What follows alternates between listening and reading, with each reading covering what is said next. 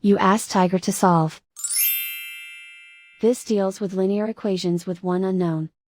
The final result is x equals 1. Let's solve it step by step. Simplify the expression. Simplify the arithmetic. Expand the parentheses. Multiply the coefficients. Simplify the arithmetic. Simplify the fraction. Group all x terms on the left side of the equation. Subtract x from both sides.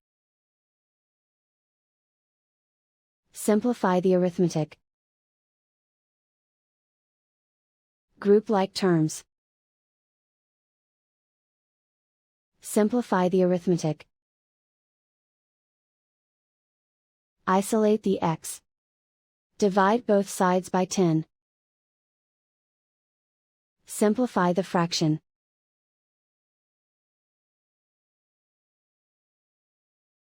And so the final result is x equals 1.